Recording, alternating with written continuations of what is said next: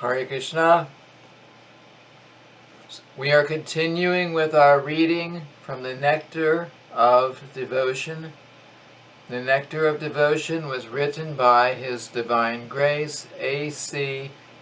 Bhaktivedanta Swami Prabhupada. It was published by the Bhaktivedanta Book Trust. So today we will read chapter 26, entitled Stimulation for Ecstatic Love. Some things that give impetus or stimulation to ecstatic love of Krishna are his transcendental qualities, his uncommon activities, his smiling features, his apparel and garlands, his flute, his buffalo horn, his leg bells, his conch shell, his footprints, his places of pastimes, such as Vrindavan, his favorite plant, Tulasi, his devotee, and the periodical occasions for remembering him. One such occasion for remembrance is Ekadasi, which comes twice a month on the 11th day of the moon, both waning and waxing. On that day, all the devotees remain fasting throughout the night and continuously chant the glories of the Lord. First section, Krishna's transcendental qualities, his uncommon activities, and his smile. As far as Krishna's transcendental qualities are concerned, they can be divided into three groups: qualities pertaining to his transcendental body, qualities pertaining to his transcendental speech, and qualities pertaining to his transcendental mind. Krishna's age, his transcendental bodily features, his beauty, and his mildness are qualities pertaining to his body. There is no difference between Krishna and his body, and therefore the transcendental features pertaining to his body are the same as Krishna himself. But because these qualities stimulate the devotee's ecstatic love, they have been analyzed as separate causes of that love. To be attracted by the qualities of Krishna means to be attracted by Krishna himself, because there is no real distinction between Krishna and his qualities. Krishna's name is also Krishna. Krishna's fame is also Krishna. Krishna's entourage is also Krishna. Krishna and everything related with Krishna that gives stimulation to love of Krishna are all Krishna. But for our understanding, these items may be considered separately. Krishna is the reservoir of all transcendental pleasure. Therefore, the impetuses to love of Krishna, although seemingly different, are not actually distinct from Krishna himself. In the technical Sanskrit terms, such qualities as Krishna's name and fame are accepted both as the reservoirs of and stimulation for love of Krishna.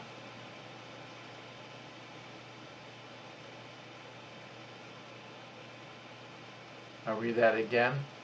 In the technical Sanskrit terms, such qualities of Krishna's as Krishna's name and fame are accepted both as reservoirs of and as stimulation for love of Krishna.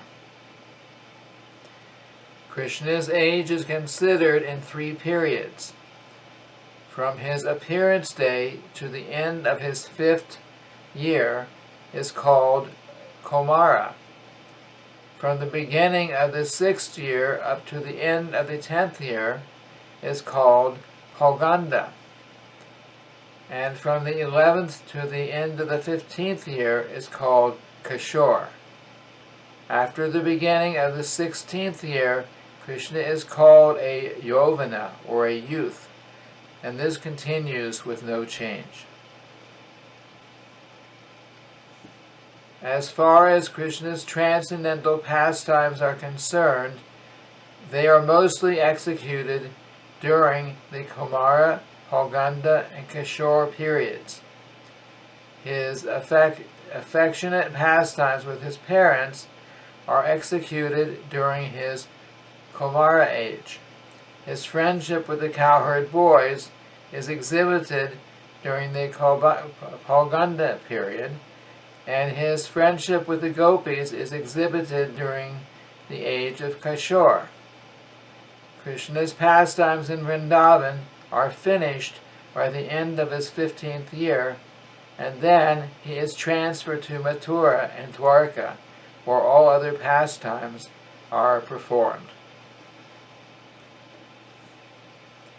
Srila Rupa Goswami gives us a vivid description of Krishna as the reservoir of all pleasure in his Bhakti Rasamrita Sindhu. Here are some parts of that description. Krishna's Kishore age may be divided into 3 parts. In the beginning of his Kishore age, that is, at the beginning of his 11th year, the luster of his body becomes so bright that it becomes an impetus for ecstatic love. Similarly, there are reddish borders around his eyes and a growth of soft hairs on his body. In describing the early stage of his Kishore age, Kundalata, one of the residents of Vrindavan, said to her friend, quote, "My dear friend, I have just seen an extraordinary beauty appearing in the person of Krishna. His blackish bodily hue appears just like the Indranila jewel. There are reddish signs on his eyes, and small soft hairs are coming out on his body. The appearance of these symptoms has made him extraordinarily beautiful." End quote. In this connection, in the 10th canto, 25th chapter, verse 5 of Srimad Bhagavatam, Shukadev Goswami tells King Parikshit, quote, "My dear king, I shall try to describe how the minds of the gopis became absorbed in thought of Krishna. The gopis would meditate on Krishna's dressing himself just like a dancing actor and entering the forest of Vrindavan, marking the ground with his footprints. They meditated on Krishna's having a helmet with a peacock feather and wearing earrings on his ears and yellow gold colored garments covered with jewels and pearls. They also meditated on Krishna's blowing his flute and on all the cowherd boys singing of the glories of the Lord." End quote. That is the description of the meditation the gopis used to perform. Sometimes the gopis would think about his soft nails, his moving eyebrows, and his teeth, which were katachu colored from chewing pan. One description was given by a gopi to her friend, quote, "My dear friend, just see how the enemy of Aga has assumed such wonderful features. His brows are just like the bow of Cupid, and they are moving just as though they were dancing. The tips of his nails are so soft, it is as if they were dried bamboo leaves. His teeth are reddish, and so it appears that he has assumed a feature of anger. Under the circumstances, where is the chance for a young girl not to be attracted by such beautiful features and not be afraid of becoming a victim to such beauty." End quote. Krishna's attractive features are also described by Vrinda, the gopi after whom Vrindavan was named. She told Krishna, quote, "My dear Madhava, your newly invented smile has so captured the hearts of the gopis that they are simply unable to express themselves. As such, they have become bewildered and will not talk with others. All of these gopis have become so affected that it is as if they had offered 3 sprinkles of water upon their lives. In other words, they have given up all hope for their living condition." End quote. According to the Indian system, when a person is dead, there is a sprinkling of water on the body. Thus the statement of Vrinda shows that the gopis were so enchanted by the beauty of Krishna that because they could not express their minds, they had decided to commit suicide. When Krishna arrived at the age of 13 to 14, his 2 arms and chest assumed an unspeakable beauty, and his whole form became simply enchanting. When Krishna attained 13 years of age, his 2 thighs were challenging the trunks of elephants. His rising chest was trying to come to peace talks with the doors of jewels, and his 2 arms were minimizing the value of the bolts found on doors. Who can describe the wonderful beauty of these features of Krishna? The special beauty of Krishna's body was his mild smiling, his restless eyes, and his world-enchanting songs. These are the special features of this age. There is a statement in this connection that Krishna, on arriving at this age, manifested such beautiful bodily features that his restless eyes became the playthings of Cupid, and his mild smile resembled the newly grown lotus flower. The enchanting vibration of his songs became a great impediment to the young girls who were supposed to remain chaste and faithful to their husbands. At this age, Krishna enjoyed the Rasa Leela, exhibiting his power of joking with the cowherd girls and enjoying their company in the bushes of the gardens by the bank of the Yamuna. In this connection, there is the following statement, quote, "Throughout the whole tract of land known as Vrindavan, there were footprints of Krishna and the gopis, and in some places peacock feathers were strewn about. In some places there were nice beddings in the bushes of the Vrindavan gardens, and in some places there were piles of dust due to the group dancing of Govinda and the gopis." End quote. These are some of the features which are due to the different pastimes invented by Sri Krishna in the place known as Vrindavan. There is the following statement by one gopi, describing Krishna's attractive feature during this age. Quote, "My dear friend, just see how all of a sudden in the sky of Krishna there is a powerful rising sun, and how this rising sun is minimizing the rays of our chastity moon. Our attraction for Krishna is so intense that it is drying up the lotus flower of our discrimination, and we are losing our senses in deciding whether we shall continue as chaste women or be victimized by the beauty of Krishna. My dear friend, I think that we have lost all hope of life." End quote. In the Kishore age, beginning from the 11th year and continuing to the end of the 15th year, Krishna's arms, legs, and thighs became marked with 3 divisional lines. At that time, Krishna's chest challenged a hill of Marakata jewels. His arms challenged pillars of the Indranila jewel. The 3 lines of his waist challenged the waves of the river Yamuna, and his thighs challenged beautiful bananas.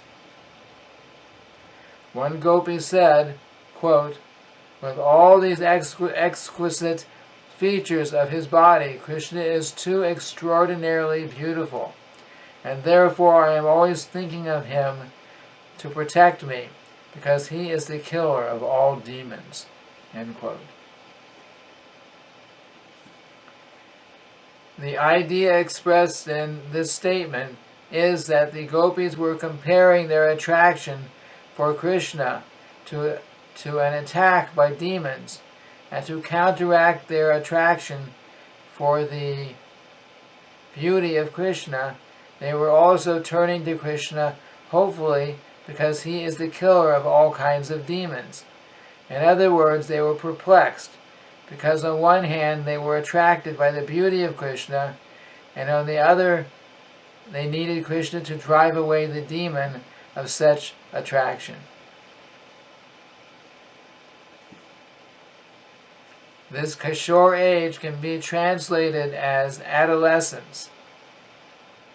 At the end of this period, all the gopis said, quote, "Krishna is the killer of the attraction of Cupid, and as such, he disturbs the patience of all newly married girls." Krishna's bodily features have become so exquisite, it is as if they were all manifesting an artistic sense of the highest sort. His dancing eyes have dimmed the brilliance of the most expert dancer, and so there is no longer any comparison to the beauty of Krishna. End quote. Learned scholars therefore describe the features of his body at this time as Navayovana, newly invented youthfulness. At this stage of Krishna's bodily features, the conjugal love affairs with the gopis and similar pastimes become very prominent. There are 6 features of conjugal love affairs called peacemaking, picking a quarrel, going to meet one's lover, sitting together, and separation and support. Lord Krishna expanded an empire of these 6 features, of which he was the ruling prince. Somewhere he was picking quarrels with the young girls.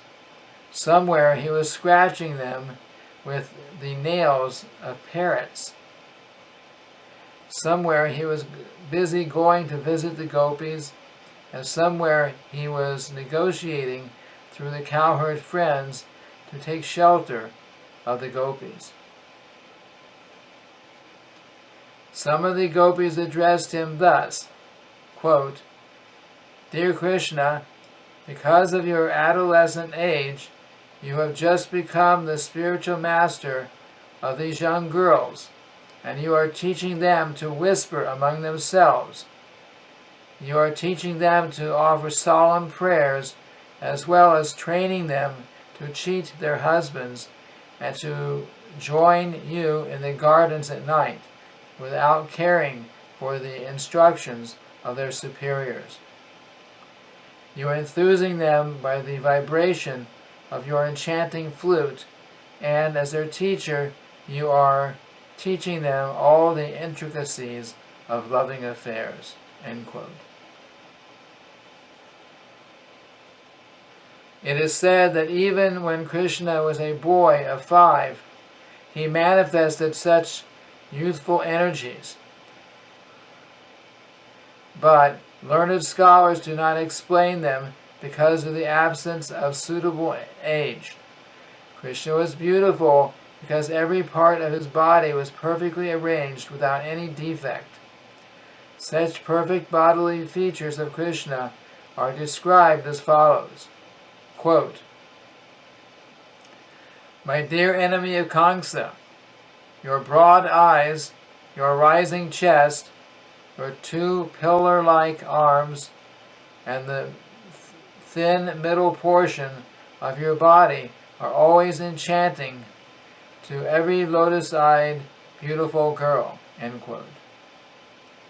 The ornaments on the body of Krishna were not actually enhancing his beauty, but just the reverse. The ornaments were beautified by Krishna. A person is called mild when he cannot even bear the touch of the most soft thing. It is described that every part of Krishna's body was so soft that even at the touch of newly grown leaves, the color of the touched part of his skin would change.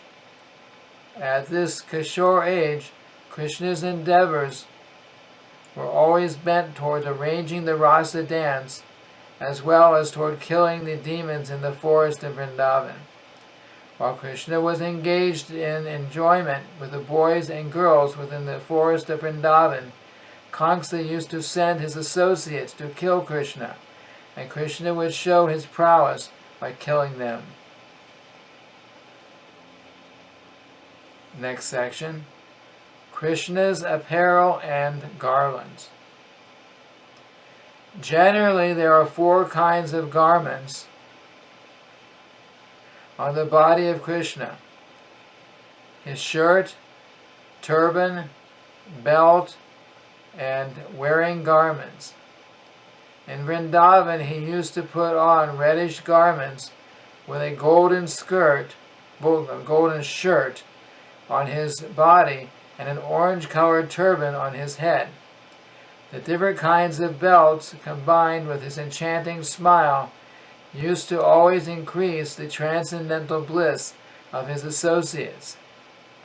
This dress of Krishna is described as gorgeous. As a baby elephant is sometimes dressed in colorful clothing, so Krishna's gorgeousness was manifested by the decoration with such colorful clothing on the different parts of his body. Akalpa refers to the texture of Krishna's hair. His nicely dressed body, anointed with sandalwood pulp and decorated with flower garlands, his tilak and his chewing pan. Krishna was decorated constantly in the Akalpa process. Krishna's hair was sometimes decorated with flowers placed on the middle of his head, or else it was reaching down to his back. In this way, Krishna dressed his hair differently at different times. As for the ointment on his body, the pulp of sandalwood generally appeared to be white, and when it was mixed with saffron dye, it appeared to be yellow. Krishna used to put a Vaijayanti garland around his neck. This Vaijayanti garland is made of flowers of at least 5 different colors. Such a garland was always long enough to touch Krishna's knees or feet. Besides this garland of flowers, there were other kinds of flower garlands too, sometimes decorating his head, sometimes hanging around his neck and chest. Artistic paintings with sandalwood pulp and colored sandalwood were also to be found on the body of Krishna. One gopi addressed her friend and began to praise the bodily features of Krishna. She praised his blackish complexion, the reddish color of chewing pan, enhancing his beauty hundreds of times, the curling hair on his head, the kumkum, red spots on his body, and the tilak on his forehead. There's a footnote. Kumkum is a sweetly flavored reddish powder that is thrown on the bodies of worshipable persons. Continuing. His helmet, his earrings, his necklace, his foregarments, the bangles on his head, the rings on his fingers, his ankle bells, and his flute. These are the different features of Krishna's ornaments. Krishna, the enemy of Aga, always looked beautiful with his incomparable helmet, his earrings made of diamonds, his necklace of pearls, his bangles, his embroidered garments, and the beautiful rings on his fingers. Krishna is sometimes called Vanamali. Vana means forest, and Mali means gardener. So Vanamali refers to one who extensively uses flowers and garlands on different parts of his body. Krishna was dressed like this not only in Vrindavan, but also on the battlefield of Kurukshetra. Seeing such colorful dress and the garlands of different flowers, some great sages prayed, quote, Lord Krishna was going to the battlefield of Kurukshetra not to fight, but to grace all the devotees with his presence. End quote. Next section, Krishna's flute. As far as his flute is concerned, it is said that the vibration of this wonderful instrument was able to break the meditation of the greatest sages. Krishna was thus challenging Cupid by advertising his transcendental glories all over the world. There are 3 kinds of flutes used by Krishna. One is called Venu, one is called Murali, and the third is called Vangshi. Venu is very small, not more than 6 inches long, with 6 holes for whistling. Murali is about 18 inches long, with a hole at the end and 4 holes on the body of the flute. This kind of flute produces a very enchanting sound. The Vangshi flute is about 15 inches long, with 9 holes on its body. Krishna used to play all these 3 flutes occasionally when they were needed. Krishna has a longer Vangshi, which is called Mahananda or Samohini. When it is still longer, it is called Akarshini. When it is even longer, it is called Anandini. The Anandini flute is very pleasing to the cowherd boys and technically named Vangshuli. These flutes were sometimes bedecked with jewels. Sometimes they were made of marble, and sometimes of hollow bamboo. When the flute is made of jewels, it is called Samohini. When made of gold, it is called Akarshini. Going to the next section, Krishna's buffalo horn. Krishna used a buffalo horn as a bugling instrument. This instrument was always highly polished and circled with gold bands, and on the middle there was a hole.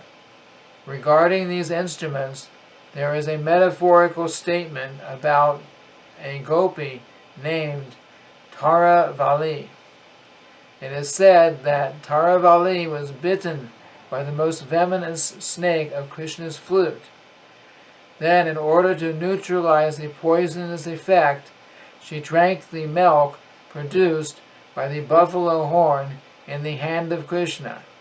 But instead of decreasing the poisonous effect, it increased 1,000 times. The gopi was thus put into a most miserable poisoned condition. Next section. The attraction of Krishna's leg bells.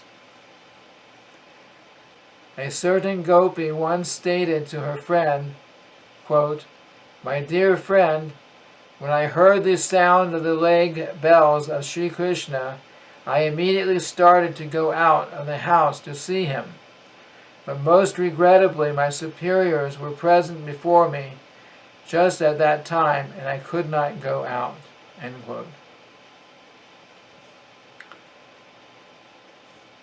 Next section, Krishna's conch shell. Krishna's conch shell is known as Panchajanya. This Panchajanya conch is also mentioned in the Bhagavad Gita. Krishna sounded it before the battle of Kurukshetra. It is said that when Lord Krishna blows on his transcendental conch shell, the wives of the demons become subject to abortions, and the wives of the demigods become blessed with all auspiciousness. In this way, the sound of Krishna's conch shell used to vibrate and circulate all over the world. Next section, Krishna's footprints. It is stated in Srimad Bhagavatam that when Akrura, who drove Krishna from Vrindavan to Mathura, saw the footprints of Krishna on the land of Vrindavan, his ecstatic love for Krishna increased so much that the hairs on his body stood up. His eyes became overflooded with tears, and in such ecstasy he jumped out of the chariot and fell down on the ground and began to chant, quote, "How wonderful this is! How wonderful this is!" End quote. Similar feelings were expressed by the gopis when they were going to the bank of the Yamuna and saw Krishna's footprints in the dust. When Krishna walked on the ground in Vrindavan, the marks of his soul, flag, thunderbolt, fish, a rod for controlling elephants, and a lotus flower, would be imprinted upon the dust on the ground. The gopis became overwhelmed simply at seeing those marks on the ground. Next section, Krishna's places of pastimes. One devotee has exclaimed, quote, "Oh, I have not as yet visited the wonderful places where the pastimes of the Lord were performed, but simply by hearing the name of Mathura, I have become overwhelmed with joy." End quote. Next section, Krishna's favorite plant, Tulasi. Lord Krishna is very fond of Tulasi leaves and buds. Because Tulasi buds are always offered up to the lotus feet of Krishna, a devotee once prayed to the Tulasi buds to give him some information about the lotus feet of the Lord. The devotee expected that the Tulasi buds would know something about the glories of Lord Sri Krishna's lotus feet.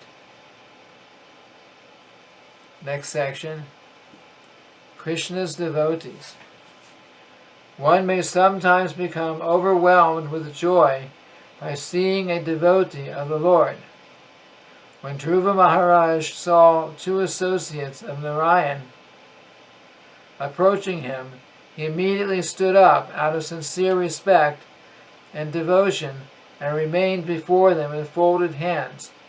But because of his ecstatic love, he could hardly offer them a proper reception. There is a statement by a gopi who addressed Subal, a friend of Krishna, quote, My dear Subal, I know that Krishna is your friend and that you always enjoy smiling and joking with him. The other day I saw you both standing together. You were keeping your hand upon Krishna's shoulder, and both of you were joyfully smiling. When I saw the two of you standing like that in the distance, my eyes at once became overflooded with tears." End quote. Next section. Special days for remembering Krishna. There are many statements about the festive days in connection with Krishna's different activities. One of these festive days is Janmashtami, the day of Krishna's birth. This Janmashtami day is the most opulent festival day for the devotees, and it is still observed with great pomp in every Hindu house in India. Sometimes even the devotees of other religious groups take advantage of this auspicious day and enjoy the performance of the ceremony of Janmashtami. Ecstatic love for Krishna is also aroused on the days of Ekadasi, which are other festive days in connection with Krishna.